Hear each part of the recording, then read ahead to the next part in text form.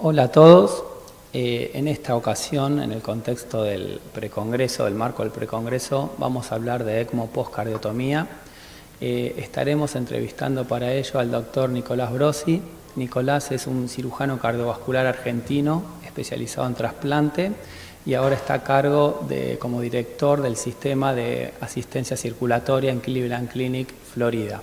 Así que es un placer contar con tu presencia, Nicolás. Bienvenido.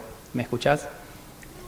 Hola Leo, muchas gracias por la invitación a ti y a todo el equipo del ICVA. Es un gusto poder participar de esta iniciativa. El gusto es nuestro, Nicolás. Así que bueno, gracias por estar con nosotros. Para arrancar, me gustaría hacerte una pregunta. Sabemos que Cleveland es uno de los centros con más volumen en cirugía cardíaca, así que quería saber si nos podías contar cuántas cirugías por año tienen allá en Cleveland, Florida.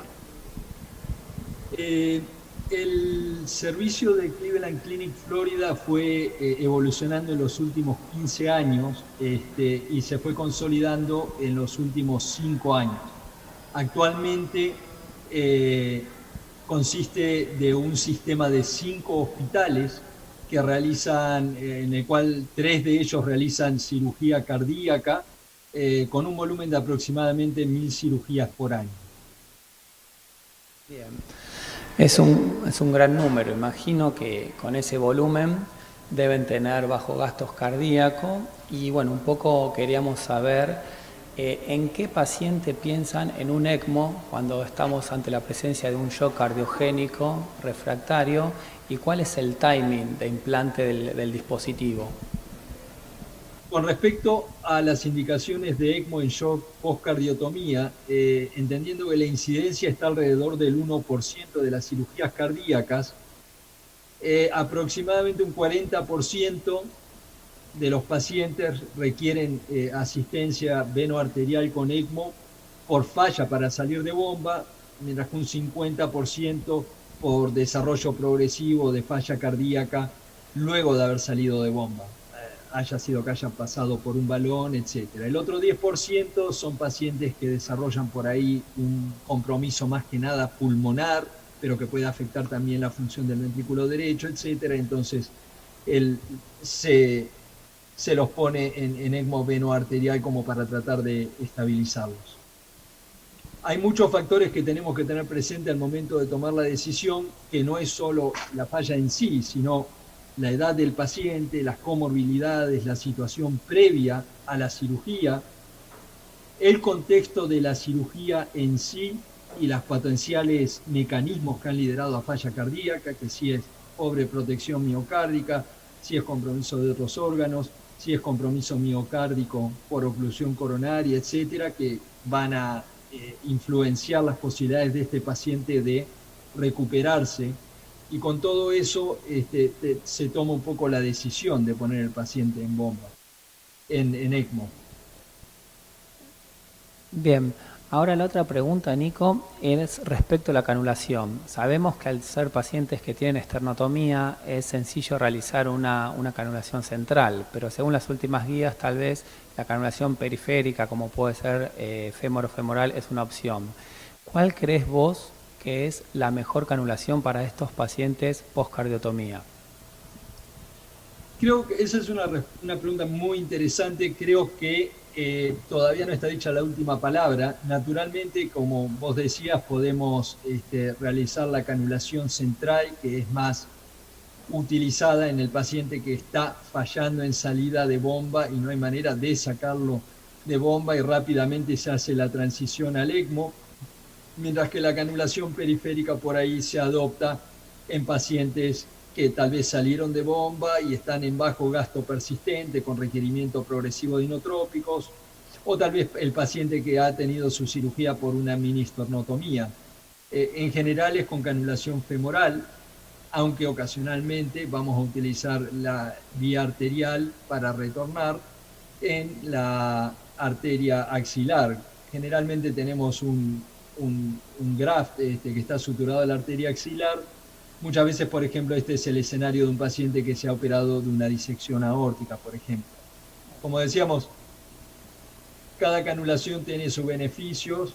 La canulación central definitivamente va a brindar un flujo anterógrado más consistente, va a tener el mejor drenaje y disminuir las posibilidades de que haya compresión cardíaca, pero se ha asociado a mayor riesgos de sangrado y requerimientos de transfusiones que son contraproducentes y pueden generar inflamación pulmonar. En cuanto también tenemos que tener presente, por ejemplo, la canulación central que se utiliza en pacientes pediátricos con muy pequeños vasos periféricos.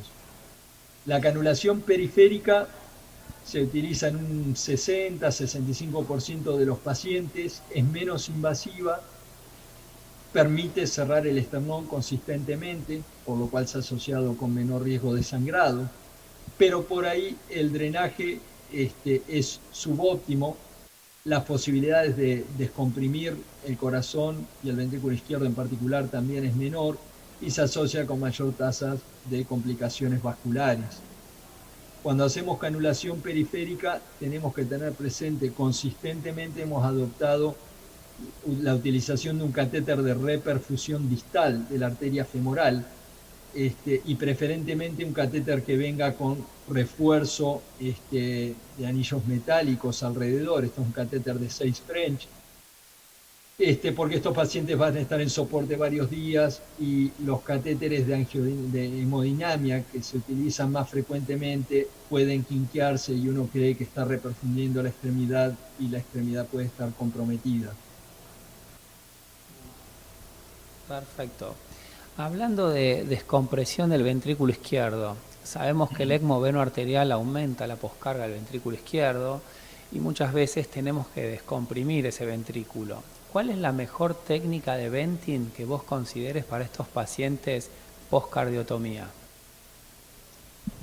Esa es una pregunta muy interesante y definitivamente estos diagramas nos muestran un poco lo que vos comentabas, el paciente que está en shock cardiogénico y encima estamos activamente